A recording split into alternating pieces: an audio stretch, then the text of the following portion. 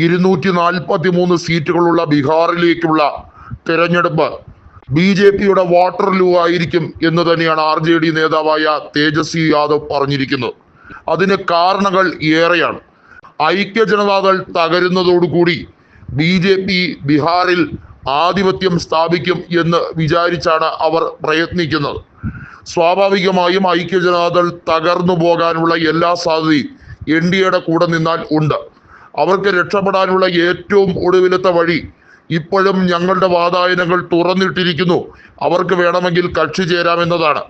എന്നാൽ നിതീഷ് കുമാർ താൽക്കാലിക നേട്ടത്തിന് വേണ്ടി നിൽക്കുന്ന ഒരാളാണ് എന്നുള്ളത് കാലാകാലങ്ങളിലായി അദ്ദേഹം തെളിയിച്ചു കൊണ്ടിരിക്കുന്നു. ഇടക്കാലത്ത് സ്വന്തം പാർട്ടിയെ തകർക്കുന്നു എന്ന് മനസ്സിലാക്കിയാണ് നിതീഷ് RJDക്കൊപ്പം കൂട്ടുകൂടി വീണ്ടും സർക്കാർ രൂപീകരിച്ചത്. RJDക്ക് കൂടുതൽ MLA-മാരുണ്ടായിട്ടും നിതീഷിന് മുഖ്യമന്ത്രി സ്ഥാനം കൊടുത്തത് അദ്ദേഹത്തിന്റെ രാഷ്ട്രീയ പരിചയം കൊണ്ടോ അദ്ദേഹത്തിന് മേൽക്കോയ്മ ഉള്ളത് കൊണ്ടോ അല്ല. ഒരു കോമൺ മിനിമം പദ്ധതി എന്ന രീതിയിൽ സംഘപരിവാറിനെ അകറ്റി നിർത്താൻ വേണ്ടി മാത്രം ചെയ്തതാണ്. എന്നാൽ നിതീഷ് സ്വയം തകർന്നുകൊണ്ടിരിക്കുകയാണ്. സെൽഫ് ഡിസ്ട്രക്റ്റീവാണ് അദ്ദേഹത്തിന്റെ രീതികൾ.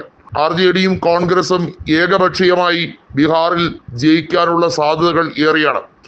കോൺഗ്രസിനെ സംബന്ധിച്ചിടത്തോളം കനയ്യകുമാർ യുവത്വത്തെ വലിയ രീതിയിൽ കോൺഗ്രസിലേക്ക് അടുപ്പിച്ചിരിക്കുന്നു എന്നാണ് സർവേ റിപ്പോർട്ടുകൾ പറയുന്നത്. ബീഹാറിലെ നിയമസഭാ തെരഞ്ഞെടുപ്പിൽ എങ്ങനെ പോയാലും 100-ൽ കുറയാതെ സീറ്റ് RJDക്ക് കിട്ടുമെന്നാണ് തേജസ്വിയുടെ അവകാശവാദം. ഒരിക്കലും ചിരാഗും ഐക്യ ജനതാദളും തമ്മിൽ യോജിച്ചു പോകില്ല. കഴിഞ്ഞ നിയമസഭാ തെരഞ്ഞെടുപ്പിൽ ഐക്യ ജനതാദളിനെ തകർത്തെറിയാൻ BJP കാത്തു സൂക്ഷിച്ച രഹസ്യ ആയുധമായിരുന്നു ചിരാഗ് പാസ്വാൻ. ആ രഹസ്യായുധം വീണ്ടും പുറത്തെടുക്കും.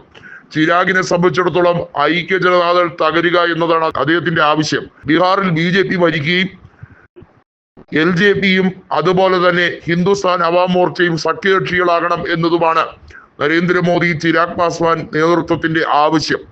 നിലവിൽ 5 MP-മാരുള്ള LJPയുടെ ആവശ്യം ഐക്യ ജനതാദളിനെ പൂർണ്ണമായും ഇല്ലാതാക്കുക എന്നതാണ്.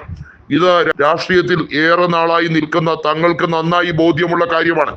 ചിരാഗിനെ സംബന്ധിച്ചിടത്തോളം 1-ാം നമ്പർ ശത്രു എന്നത് നിതീഷ് തന്നെയാണ്. BJPയെ സംബന്ധിച്ചിടത്തോളം അത് തന്നെയാണ്. കൂടെ നിൽക്കുന്നവരെ തകർക്കുന്ന രാഷ്ട്രീയം BJP എല്ലാ കാലത്തും പയറ്റും. മഹാരാഷ്ട്രയിൽ സംഭവിച്ചതും അത് തന്നെയാണ്. ഏകനാഥ് ഷിൻഡെ ഇപ്പോൾ ആരായി? അത് തന്നെയായിരിക്കും നിതീഷിന്റെ അവസ്ഥയും. നിതീഷിനെ കൊണ്ട് വലിയ തോതിൽ ഇത്തരത്തിലുള്ള പരാക്രമങ്ങൾ, അതായത് RJDക്ക് നേരെയുള്ള കലാപാഹ്വാനങ്ങൾക്ക് വേണ്ടിയുള്ള ശ്രമങ്ങൾ അതിന്റെ തുടക്കം തന്നെയാണ്. നിതീഷിനെ കൊണ്ട് പരമാവധി BJPയുടെ ആവശ്യങ്ങൾ നിറവേറ്റുക, അതിനുശേഷം കരിവേപ്പല പോലെ വലിച്ചെറിയുക.